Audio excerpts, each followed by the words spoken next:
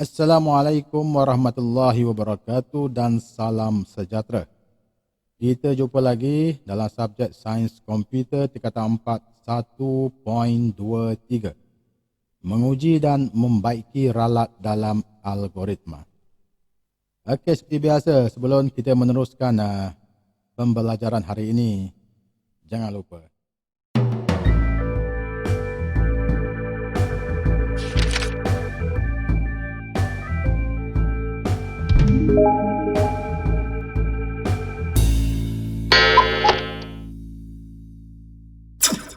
jadi algoritma ini kita uji untuk tujuan penambahbaikan. Kita perlu uji algoritma ini. Jadi pengujian kepada algoritma dibuat sebelum algoritma itu ditulis sebagai kod komputer, sebelum kita dijadikan ia sebagai kod atau cara. Tujuannya adalah untuk memastikan logik algoritma adalah betul dan memikirkan penambahbaikan algoritma supaya lebih efisien. Jadi kita perlu buat ujian pada algoritma yang telah kita tulis.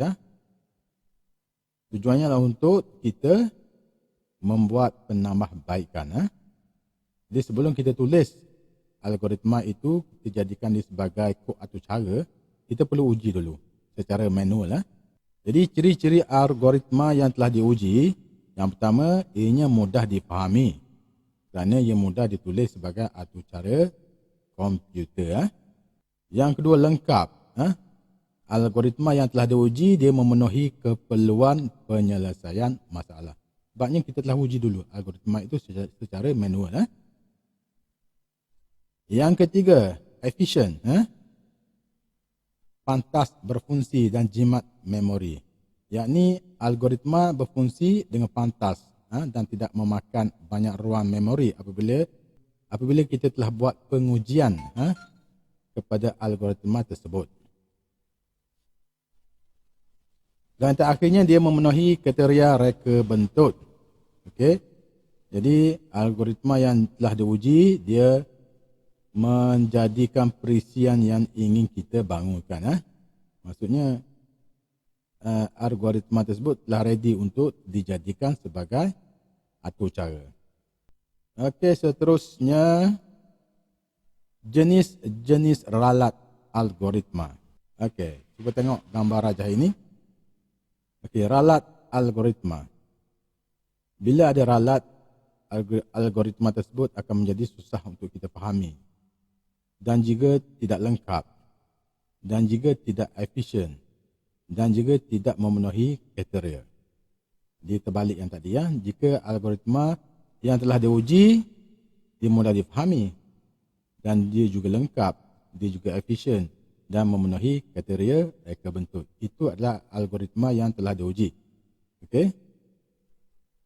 Okey, ralat algoritma dia ada ralat logik, kita ada ralat sintaks dan kita ada ralat uji lari. Okey, kita akan tengok satu-satu nanti. Ini hubungan ralat algoritma dengan ralat atau cara.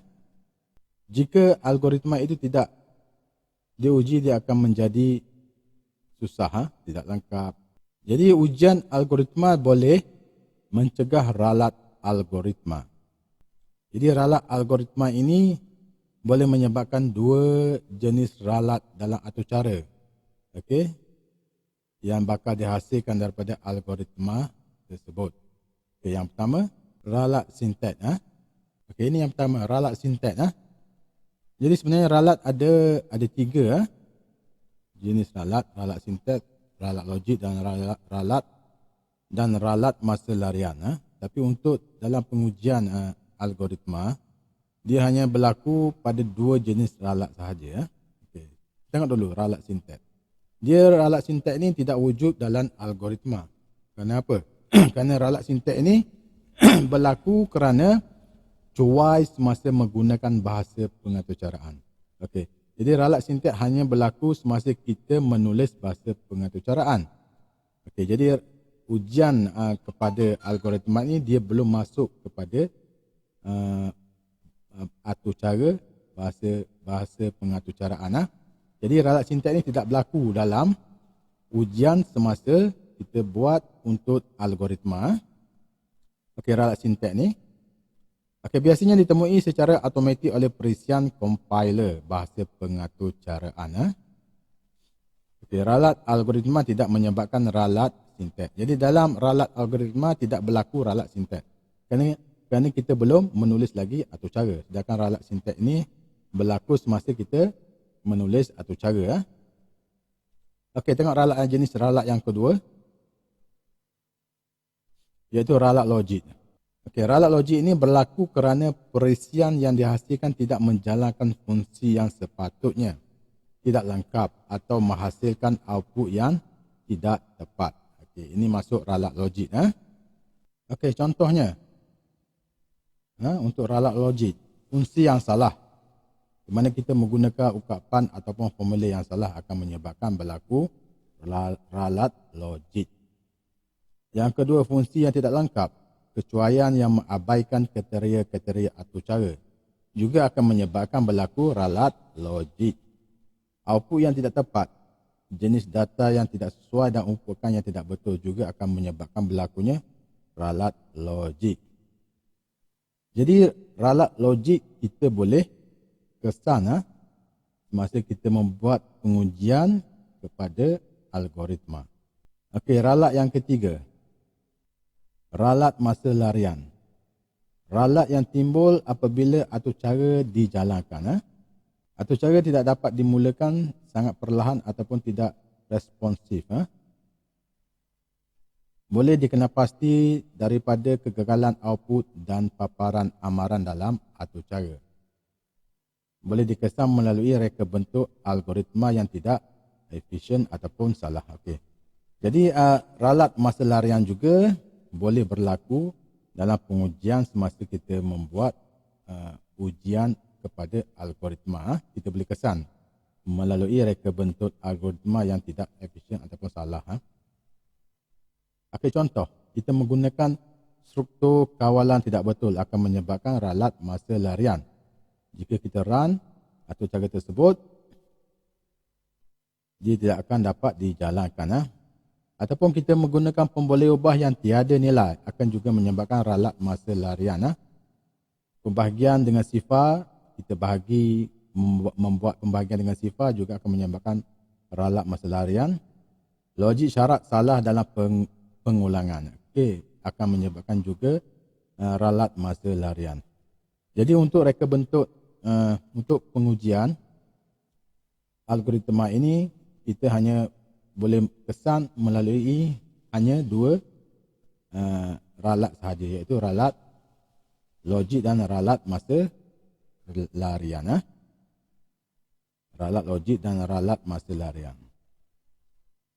Okey, seterusnya langkah-langkah pengujian algoritma. Bagaimana kita hendak membuat pengujian kepada algoritma. Okey, yang pertama, kita kena pasti output yang dijangka. Okey.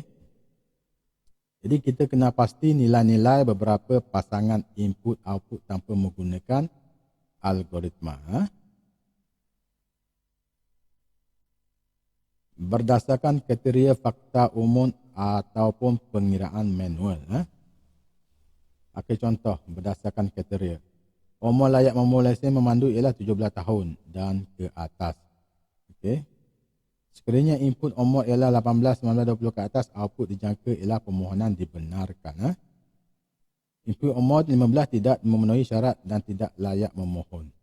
Okey, ini contoh bagaimana kita hendak kena pasti output yang dijangka. Okey, yang kedua, langkah-langkah pengujian algoritma. Yang kedua, kita kena pasti output diperoleh. Okey. Tentukan output yang diperoleh. Okey. Matlamat semakan adalah untuk memastikan algoritma berfungsi dengan logik yang betul. Okey, boleh menggunakan jadual pengujian tahap algoritma bagi memastikan setiap tahap dalam algoritma diuji. Kita buat jadual nanti nanti kita tengok macam mana kita buat jadual. Okey, ini jadual. Jadual bagi kita kena pasti output yang dijangka. Okey, kita buat petak macam ni. Nombor, ni nombor lah. NO nombor. P1 ni pemboleh ubah pertama. P2 pemboleh ubah ke yang kedua. PN ni pemboleh ubah yang ke N yang keberapa lah. IO ni input output. Okay, ini yang pertama apa jadi. Yang kedua apa jadi. Yang ketiga apa jadi. Okey. Ini tentukan output yang diperolehi. Kita boleh gunakan table lah. Nanti kita akan buat lah. Kita akan buat dalam soalan. Okey, yang ketiga. Yang ketiga kita bandingkan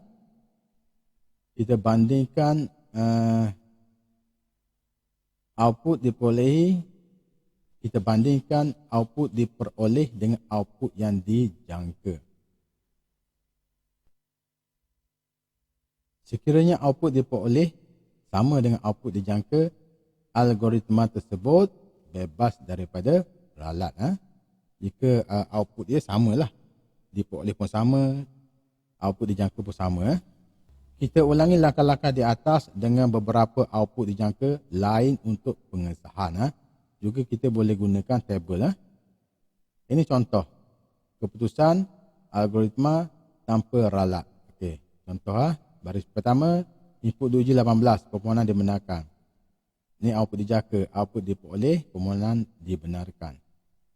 Yang kedua, 20 tahun, permohonan dibenarkan, output diperolehi, permohonan dibenarkan.